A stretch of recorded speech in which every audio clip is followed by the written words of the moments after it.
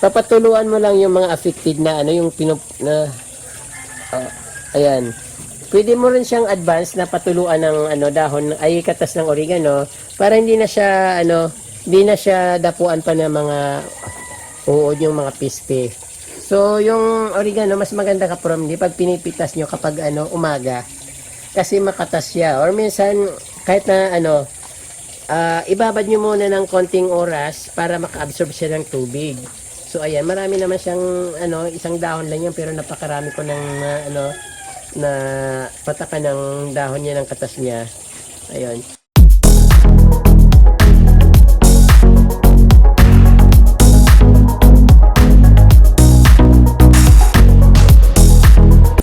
Mga ka-from, di problemado pa rin ba kayo sa inyong mga halaman dahil inuud siya at maraming bugs na pumupunta. So, wag niyong problemahin masyado ka-from kasi mayroon tayong organic na insecticide na pwedeng panglaban sa mga sakit ng halaman, yung mga piste. So, katulad nitong oregano ka-from, kaya ako nagtatanim ng maraming oregano dito sa aking bakuran, sa aking garden kasi ito na yung ginagamit kong pang insecticide or pangmatay ng mga uod sa mga halaman, lalong-lalo na sa mayana kasi pag minsan hindi ko naman na monitor palagi yung mga halaman ko, minsan nakikita ko napakalago at napakaganda, tapos pag kinabukasan nakita ko pilipit na yung dahon.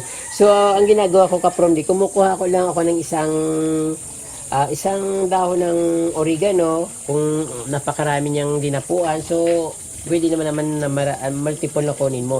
So hindi na kailangan ka-from magpakahirap para sa ano, yung sa oregano. So kukuha ka lang ng isang dahon, katulad ang tawag dito, basta isang dahon na ka-from. So ito, gaganunin ko siya. So okay, kukuha ka ng oregano, sa tanim mo ng oregano, then gagamusin mo siya ng ganon, then pag na ano na siya, nagkakatas na, katulad nito, so dito,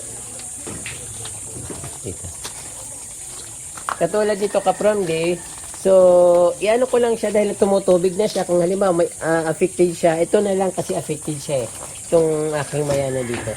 So ito, katulad nito ka-from, nag-ano siya, di ba? Ayan, may uod siya. Ayan. Oh, piniris ko na. Yung may uod siya. Dahil hindi na siya bibitawan ng mga uod. Kasi nangingitlog siya dyan sa dahon. So parami ng parami yan. So ang gagawin ko, pinapatuloan ko lang siya ng ganon. So dahil matubig masyado yung oregano, dahil ng dahon ng oregano, papatuluan ko lang siya ng dahon ng oregano. Ganon lang ginagawa ko ka-from. Yan po. So kahit siyempre sa mga bahay-bahay hindi naman ganun karami yung tanim niyo sigurong halaman, pero kung maraming masyadong halaman, so marami naman magtanim kayong maraming oregano para hindi na kayo magkaano ng pinisa ko lang yung uod. So ito, papatuluan mo lang yung mga affected na yung ayan. Pwede mo rin siyang advance na patuluan ng dahon ay katas ng oregano para hindi na siya dapuan pa ng mga uod yung mga piste.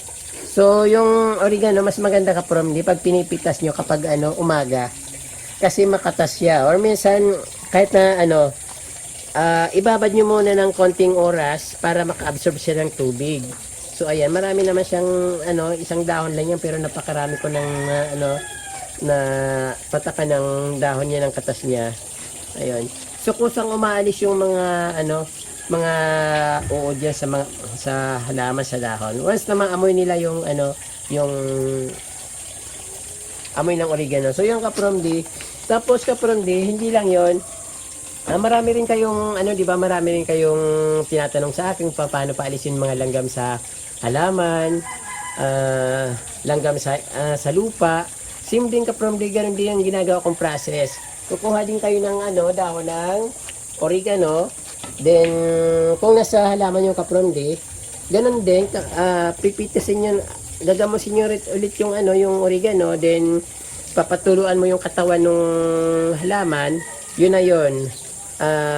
Simple sa dahon ng mayana na ginawa ko. Ayan po. So ito sayang naman ito. So ibabalik ko dito kasi napitas ko na. So maraming katas yung kapromdi.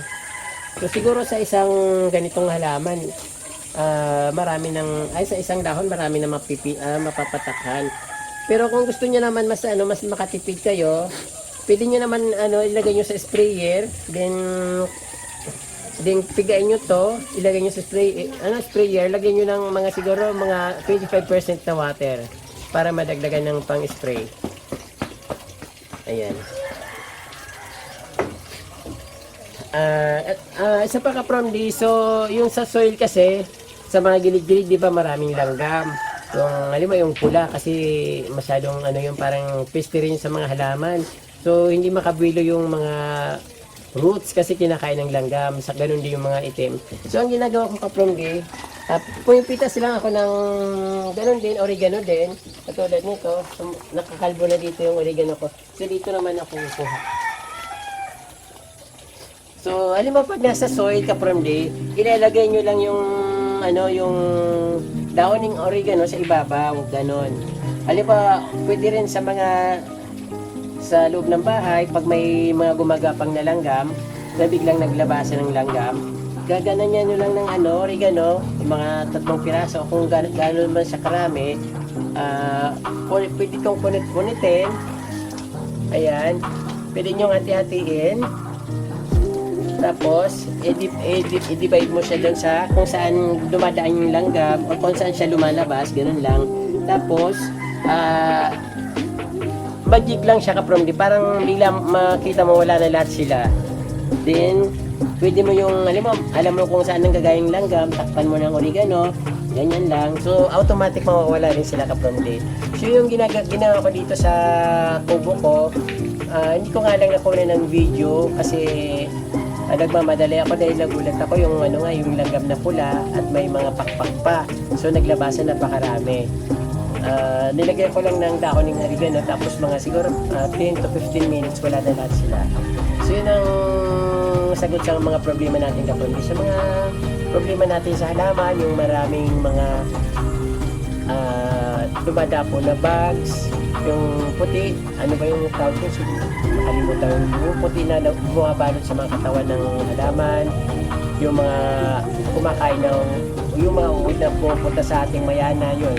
Napakadali po nilang mapuksa dahil sa oregano na to. So, mas magandang gamitin yung oregano kaysa bibili kayo ng mga insecticide na lason kasi mahirap delikado yung mga lason.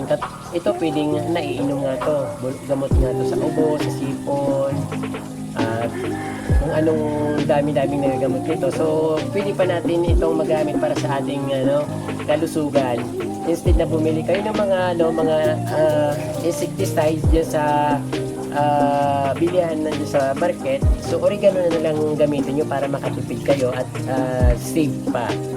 So, ayan mga kapromdi, maraming salamat sa inyong panunod. Sana nakakuha po kayo ng idea at nakakuha kayo ng konting kaalaman about sa oregano at para